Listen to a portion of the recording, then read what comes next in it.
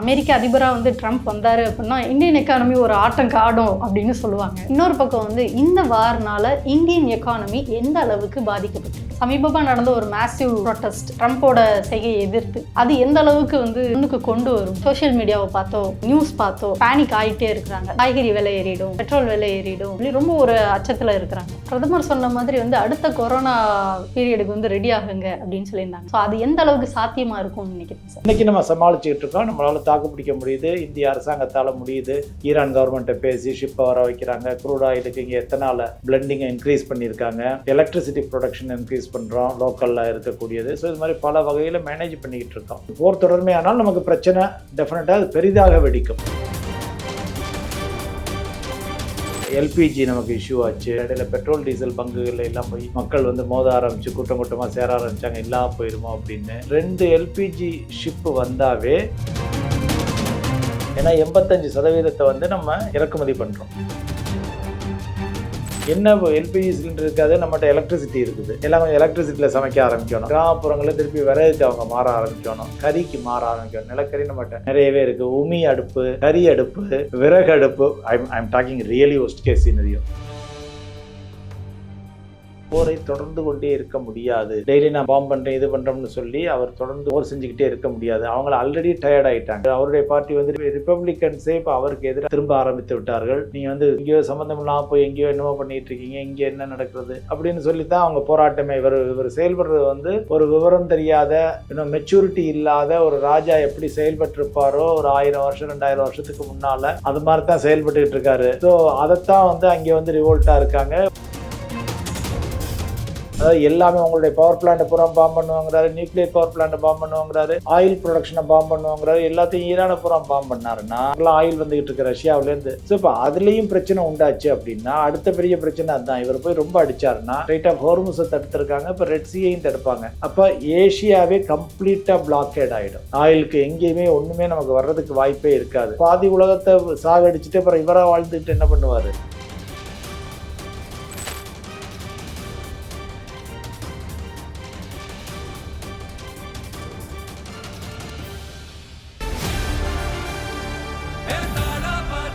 மக்களுக்கு நல்லது பண்றதுக்கு அரசியலுக்கு வாங்கடா, கொள்ளை அடிக்கிறது கொலை பண்றதுக்கு கூட அரசியலுக்கு. சம்மர் வந்தாச்சு. What's your plan for this holiday? எங்க கிட்ட விட்டுருங்க, நாங்க பாத்துக்கிறோம். VGD holidays. GT Holidays, South India's #1 travel brand. Whistle நேயர்களுக்கு வணக்கம்.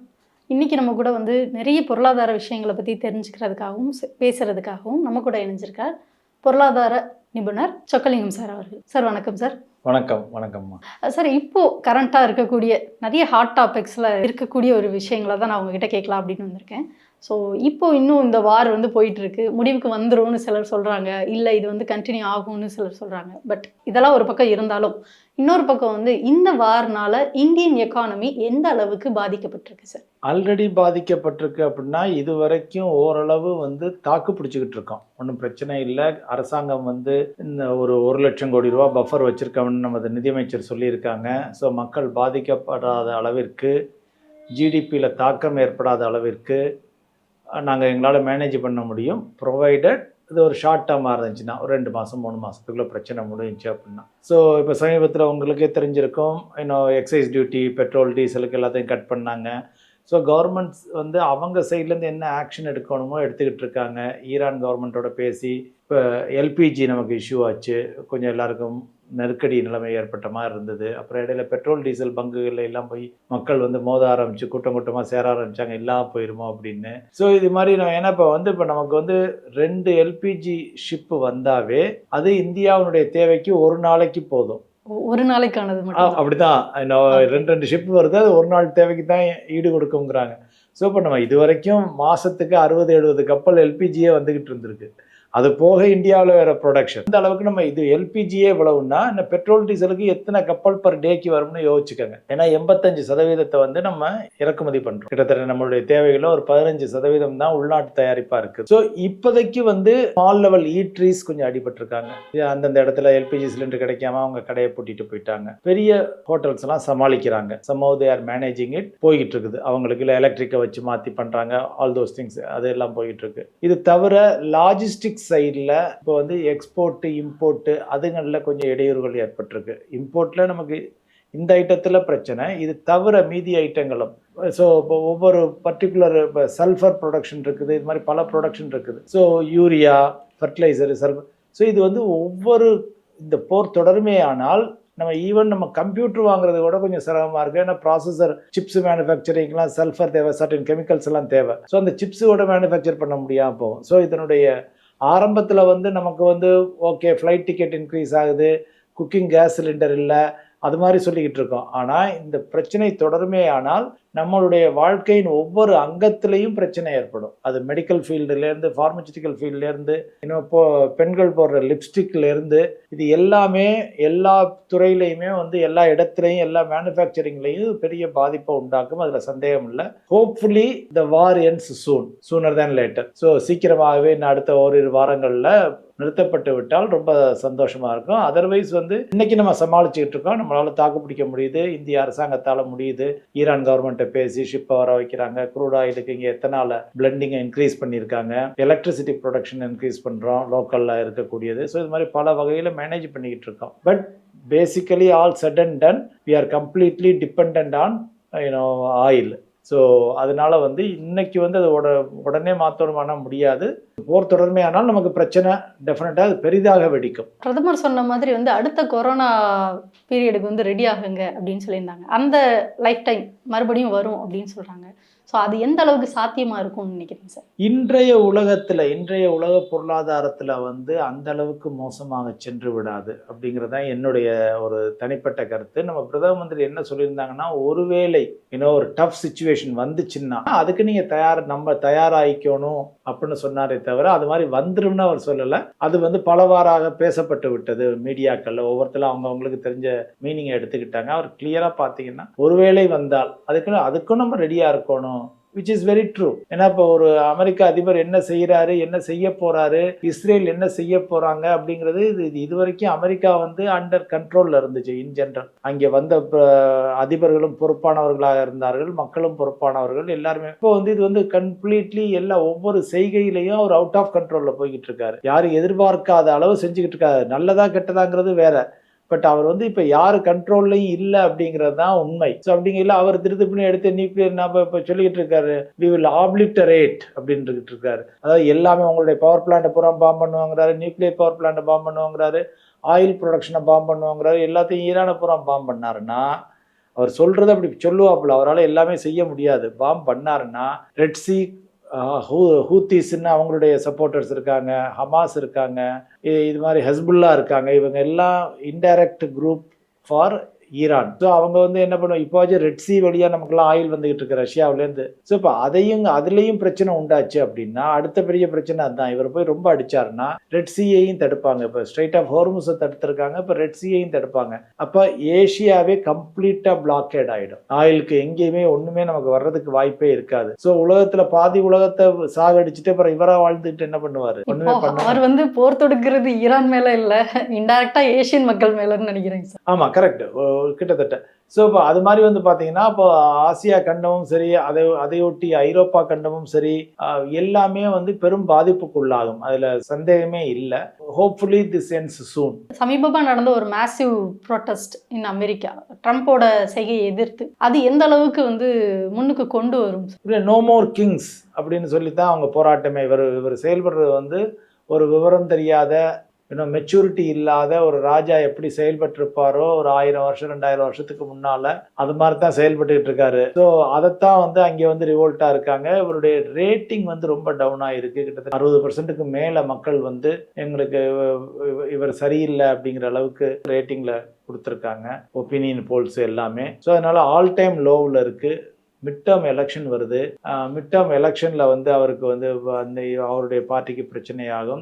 ரிப்பப்ளிகன்ஸ் அவருடைய பார்ட்டி வந்து ரிப்பப்ளிகன்ஸே இப்போ அவருக்கு எதிராக திரும்ப ஆரம்பித்து விட்டார்கள். நீங்கள் வந்து எங்கேயோ சம்மந்தம் இல்லாமல் போய் எங்கேயோ என்னமோ பண்ணிட்டு இருக்கீங்க, இங்கே என்ன நடக்கிறது அப்படின்னு கவனிக்காமல் இருக்கீங்க அப்படின்னு சொல்லிட்டு. ஸோ அதனால ப்ராபப்ளி இன்னும் ஒரு லெவலுக்கு மேலே போனாருன்னா அமெரிக்காவில் வந்து யூஸ்வலாக இம்பீச்மெண்ட் கொண்டு வருவாங்க. ஸோ சாதாரண விஷயங்களுக்கே இம்பீச்மெண்ட் கொண்டு வந்தாங்க. இப்போ சாதாரண விஷயம்னு சொல்ல மாட்டேன், இப்போ கிளின்டன் போன்ற அதிபருக்கெல்லாம் வந்து ஒரு பெண்ணோட தொடர்பு இருந்துச்சுன்னு சொல்லிட்டு அதுக்கே வந்து இம்பீச்மெண்ட் மோஷன்லாம் கொண்டு வந்தாங்க. ஸோ இவருக்கு வந்து ப்ராபப்ளி ஒரு இம்பீச்மெண்ட் மோஷனை கொண்டு வர்றது கூட வாய்ப்பு இருக்குது, ரொம்ப ஒரு கட்டுக்கடங்காமல் போனால் நானாக சொல்கிறேன். ஸோ அதனால் வந்து ப்ராபப்ளி இப்போ அவருடைய ரேட்டிங் அமெரிக்காவில் வந்து ரொம்ப லோவில் தான் இருக்குது. மக்கள் அங்கே யாருமே விரும்புறதில்ல. இமிக்ரெண்ட்ஸ் ஆகட்டும் அல்லது அங்கே உள்ள லோக்கல் மக்கள் ஆகட்டும், யாருமே வந்து ரெசிடென்ட்ஸு யாருமே அவரை இப்போதைக்கு விருப்பம் இல்லாமல் தான் இருக்காங்க. ரொம்ப லோ ரேட்டிங்கில் தான் இருக்காங்க. அதை வந்து மக்கள் வந்து தங்களுடைய கோபத்தை வந்து தேர்தலில் காமிப்பாங்க. தேர்தலில் காமிக்கையில் தான் அப்புறம் அவங்களுக்கு புரியும். எப்பயுமே அமெரிக்க அதிபராக வந்து ட்ரம்ப் வந்தார் அப்படின்னா இந்தியன் எக்கானமி ஒரு ஆட்டம் காடும் அப்படின்னு சொல்லுவாங்க. ஸோ இந்த வருஷத்தில் அவர் வந்ததுக்கப்புறம் எந்த அளவுக்கு ஆட்டம் கண்டிருக்கு சார்? நிறையவே. அவர் வந்ததுலேருந்தே ஜனவரி 24லேருந்தே அதற்கு முன்னால் இவர் எலெக்ஷனில் வரப்போகிறாருன்னு தெரிஞ்சே நமக்கு வந்து கிட்டத்தட்ட செப்டம்பர் 24லேருந்தே மார்க்கெட் டவுன் தான். அதுக்கப்புறம் இவர் வந்த பிறகு ட்ரேடு வார்னு சொல்லி அதை வச்சு நிறைய போச்சு. அதில் இந்தியன் மார்க்கெட்டு டவுன் ஆச்சு. ஸோ அதற்கு பிறகு இப்போ ஈரான் வார் தொடுத்திருக்காரு, ஈரான் மேலே போர் தொடுத்திருக்காரு. ஸோ இவர் வந்தால் இந்தியாவுக்கு மட்டுமல்ல மொத்த உலகத்துக்குமே, இப்போ ஈவன் யூரோப்புமே அவங்க வந்து நேட்டோ ஆலை, இவங்களோட சேர்ந்தவங்க நாட்டோ அமைப்பு சார்ந்தவங்க. ஸோ இப்போ அவங்க யூரோப்புமே நிறைய நாடுகள் வந்து ஸ்பெயின் போன்ற நாடுகள்லாம் நாங்கள் உங்கள் போர் விமானத்துக்கு நாங்கள் படைத்தளம் தரமாட்டோம், இடமே அடைக்கலம் தரமாட்டோம், அல்லது இறங்கி ஃபியூலிங் பண்ணுறது கூட நாங்கள் ஒத்துக்க மாட்டோம்னு சொல்லித்தான் நிறைய ஏற்கனவே ஃப்ரான்ஸ் அதிபர் தான் பேசினார் வேண்டாம்னு சொல்லி. இப்போ யூகேவும் சில காரணங்கள்னால இப்போ அவங்க ஒருத்தர் 2 பேர்லாம் அவங்களுக்கு சப்போர்ட் பண்ணுற மாதிரி இருக்குது. ஏன்னா ஈரான் போய் அவங்களுடைய ஏர்பேஸை அடித்ததுனால அந்த இஷ்யூஸ் இருக்குது. பட் அதர் தென் தட் ஐரோப்பாவே அமெரிக்கா மேலே ஒரு விருப்பம் இல்லாமல் இருக்குது. இந்த நேட்டோ அலையன்ஸ் வந்து ஃப்யூச்சரில் கண்டினியூ ஆகுமா அப்படிங்கிறதே வந்து ஒரு கேள்விக்குறியாக இருக்குது. ஸோ இப்போ அவர் வந்தது வந்து உலகத்தில் எந்த மக்களுக்கும் எந்த நாடுகளுக்கும் இன்க்ளூடிங் அவருடைய நாட்டை சேர்ந்தவங்களுக்குமே வந்து ஒரு லாபகரமாக அமையவில்லை. ஸோ இந்தியன் கரன்சியை எந்த அளவுக்கு பாதிச்சிருக்கு சார் அவரோட வருகை? நல்லாவே பாதிச்சிருக்கு. இப்போ அது ட்ரம்ப் எஃபெக்ட்னு சொல்லலாம். அவர்னால தான் இது எல்லாமே நடக்க ஆரம்பிக்குது. ஸோ அப்படிங்கிறது வந்து இப்போ கிட்டத்தட்ட நம்ம 95 ரூபாயை நேற்று ப்ரீச் பண்ணியிருக்கோம். அது வந்து இது ஒரு வகையில் நமக்கு பிரச்சனை, ஒரு வகையில் நல்லது. நம்மளுடைய ஏற்றுமதிகள் அதிகரிக்கும். கரன்சி டிப்ரிஷியேட் ஆக ஆக நம்ம ஏற்றுமதியாளர்களுக்கு அது வசதியாக இருக்கும். நம்ம என்னென்ன இறக்குமதி பண்ணுறோமோ இறக்குமதிக்கு பூரா காஸ்ட்லி ஆகும். ஸோ ஒரு வகையில் உள்நாட்டு பொருளாதாரத்திற்கு நல்லதுன்னு சொல்லலாம். ஏன்னா நம்மளுடைய இறக்குமதி குறையும், ஏற்றுமதி கூடும். In general I'm talking. So அது ஒரு வகையில் நல்லது. But all of a sudden இப்போ மக்களுக்கு வந்து ஐயோ கரன்சி இவ்வளோ டிப்ரிஷியேட் ஆயிடுச்சுன்னா வெளிநாடுகள்லேருந்து வரக்கூடிய முதலீடுகள் வந்து கொஞ்சம் சுணங்கும். அதனால் இது நம்மளாம் வில்லிங்காக செய்யலை, பட் இன்டெரக்டாக நடக்குது. பட் ஒரு குட் திங் என்னென்னா இந்தியாட்ட வந்து ஓரளவு நல்ல $700 பில்லியன் மேலே ஃபாரின் ரிசர்வ்ஸ் இருக்குது. ஸோ நம்ம ஒருவேளை 1990களில் இருந்த மாதிரி இன்றைக்கி வந்து பயப்பட வேண்டாம். நாடு காணாமல் போயிடும், பொருளாதாரமே வீழ்ச்சி அடைஞ்சிரும் அப்படிங்கிற மாதிரி நம்ம கவலைப்பட வேண்டாம். மேனேஜபிள் லெவல்ஸில் இருக்குது. அதற்கு உண்டான நடவடிக்கைகளையும் ஆர்பிஐ எடுத்துக்கொண்டிருக்கிறது. இப்போ நேற்று கூட ஒரு புதுசாக அனௌன்ஸ் பண்ணியிருக்காங்க, $100 மில்லியன் மேலே நெட் ஓப்பன் எக்ஸ்போஷர் வந்து எந்த பேங்கும் வச்சுக்கக்கூடாது அப்படின்னு சொல்லிட்டு. ஸோ அவங்களும் தொடர்ந்து செயல்பட்டுக்கிட்டு தான் இருக்காங்க. ஒன்று நம்ம இந்த நேரத்தில் பாராட்ட வேண்டியது என்னென்னா, நமது மத்திய அரசாங்கம் சார்ந்த அமைப்புகளும் துரிதமாக செயல்பட்டு கொண்டிருக்கின்றன. என்னைக்கு வாரம் அனௌன்ஸ் பண்ணாங்களோ, இப்போ இன்றைக்கி 5வது வாரம் ஓடிக்கிட்டு இருக்குது. என்னைக்கு வாரம் அனௌன்ஸ் பண்ணாங்களோ உடனே கேபினெட் மினிஸ்ட்ரி அவங்க ரெகுலர் மீட்டிங்கு, வார் டைம் மீட்டிங் மாதிரி போட்டுக்கிட்டு எந்தெந்த வகையில் நம்ம எங்கெங்கே ஸ்டெப்ஸ் எடுக்க முடியும், என்னென்ன இலகுவாக்கணும், மக்களுக்கும் சரி, தொழில் செய்பவர்களுக்கும் சரி, சாமானியனுக்கும் சரி, இதெல்லாம் எந்த அளவு அவங்கள பாதிக்கும், எங்கெங்கெல்லாம் இதனுடைய பாதிப்பு இருக்கும்னு சொல்லிட்டு உன்னிப்பாக கவனித்து 1 by 1 அதுக்கு ஒர்க் பண்ணிக்கிட்டு இருக்காங்க. ரொம்ப துரிதமாக வேலை செய்து கொண்டிருக்கிறார்கள் டோட்டல் கவர்மெண்ட் மெஷினரி. ஏன்னா நம்ம கவர்மெண்ட் வச்சிருக்கதே வந்து இதுக்காகத்தான். இது போன்ற இடையூறுகள் வரையில் துரிதமாக செயல்பட்டு மக்களுக்கு ஒரு நல்லதை செய்து கொடுக்க வேண்டும் அப்படிங்கிறதுக்காகத்தான். அந்த வகையில் ரொம்ப ப்ராம்ப்டாக பண்ணிக்கிட்டு இருக்காங்க. அதை நம்ம அப்ரிஷியேட் பண்ணணும். ஒரு பக்கம் வந்து கவர்மெண்ட் இந்த மாதிரி அதிகமான தன்னால் என்னென்ன முடியுமோ அது எல்லாத்தையுமே மக்களுக்கு செஞ்சுக்கிட்டு இருந்தாலும், இன்னொரு பக்கம் மக்கள் வந்து சோஷியல் மீடியாவை பார்த்தோ இல்லை வந்து ஒரு நியூஸ் பார்த்தோ அவங்க வந்து இன்னுமே பேனிக் ஆகிட்டே இருக்கிறாங்க. நம்மளோட டெய்லி லைஃப் வந்து பாதிச்சிருமோ, காய்கறி விலை ஏறிடும், பெட்ரோல் விலை ஏறிடும், நம்மளோட டெய்லி லைஃபுக்கு தேவையான விஷயங்களோட விலை எல்லாமே ஏறிடும் அப்படின்னு சொல்லி ரொம்ப ஒரு அச்சத்தில் இருக்கிறாங்க. ஸோ அவங்களுக்கு நீங்கள் என்ன சொல்ல விருப்பப்படுறீங்க? அதாவது ஒரு ஷார்ட் டேர்ம் எக்ஸாம்பிள் சொல்லணும் அப்படின்னா 2020 வந்த கோவிட் வந்து மனித இனத்தையே அழிக்கக்கூடிய அளவுக்கு அதுக்கு பவர் இருந்தது. மனித இனமே இந்த பூமியில் இருக்குமா அப்படிங்கிற அளவுக்கு பயந்தாங்க மக்கள். பட் அதையே வந்து ரொம்ப குறுகிய காலத்தில் உலக நாடுகள் அனைத்தும் சேர்ந்து இந்தியாவும் சரி வேறு உலக நாடுகளுக்கு பூரா தடுப்பூசி அனுப்பிச்சிச்சு. இந்தியாவில் ஒரு மினிமம் இழப்போட நம்ம அந்த கோவிட்லேருந்து வெளியில் வந்துட்டோம். ஈவன் அமெரிக்கா போன்ற நாடுகள் கூட இழப்பு அதிகமாக இருந்துச்சு இந்தியாவை கம்பேர் பண்ணி. ஸோ இந்தியாவில் வந்து நம்ம மினிமம் இழப்போட வெளியில் வந்துட்டோம். ஸோ அந்த அளவு நம்ம அது போன்ற ஒரு உயிர்கொல்லி இருந்தும் கூட இப்போ இங்கே வந்து இப்போ இது உயிர்கொல்லி இல்லை, நம்ம நாட்டில் உயிர்கொல்லியாக மாறாது. என்ன எல்பிஜி சிலிண்டர் இருக்காது, நம்மகிட்ட எலக்ட்ரிசிட்டி இருக்குது. எல்லாம் கொஞ்சம் எலக்ட்ரிசிட்டியில் சமைக்க ஆரம்பிக்கணும். கிராமப்புறங்களில் திருப்பி விறகுக்கு அவங்க மாற ஆரம்பிக்கணும், கறிக்கு மாற ஆரம்பிக்கணும். நிலக்கரி நம்மகிட்ட நிறையவே இருக்குது. உமி அடுப்பு, கறி அடுப்பு, விறகு அடுப்பு. I'm talking really worst case scenario. அது மாதிரி நிகழாது. பட் அது மாறுறதுல அது டவுனில் இருக்கவங்களும் சரி, கிராமப்புறம் இன்றைக்கி தமிழ்நாட்டில் எலக்ட்ரிசிட்டி இல்லாத ஊரே கிடையாது. ஸோ எல்லாருமே ஓரளவு ஸ்டவ்வை வச்சு இது பண்ணிக்கலாம். ஆல்ரெடி நம்ம சோலார் செல்ல எக்ஸஸ் ப்ரொடக்ஷன் இருக்குது, விண்ட் பவர் இருக்குது, ஹைடல் பவர் இருக்குது, தெர்மல் பவர் இருக்குது. ஸோ இவ்வளவு நியூக்ளியர் பவர் இருக்குது, இவ்வளவும் இருக்குது. ஸோ அதனால் நம்மளால் தாராளமாக இங்கே நம்ம லோக்கலில் நேச்சுரல் கேஸும் ஓரளவு மேனுஃபேக்சர் பண்ணுறோம். ஃபுல்லாக இல்லை, ஓரளவு எல்பிஜி ஓரளவு லோக்கலில் மேனுஃபேக்சர் பண்ணுறோம். ஒரு 15-20% நம்மகிட்ட உள்நாட்டில் பெட்ரோலியம் டீசல் ப்ரொடக்ஷன் இருக்குது. அதனால் இப்போ இது இல்லாமல் நம்மளால் மேனேஜ் பண்ண முடியுமானா ஓரளவு தாக்கு பிடிக்க முடியும். பட் இதை நீங்கள் நம்மளை விட அந்த வெஸ்ட் ஏஷியா நாடுகளை யோசிச்சு பாருங்கள். UAE, United Arab Emirate, Saudi Arabia, Qatar, Bahrain, Oman, அங்கே உள்ள நாடுகள் பூரா. ஐரோப்பாவுக்கு கேஸ் வந்து இங்கிட்டு இருந்து ரஷ்யாவிலேருந்து தான் போகணும், இந்த பக்கங்கள்லேருந்து எல்லாம்.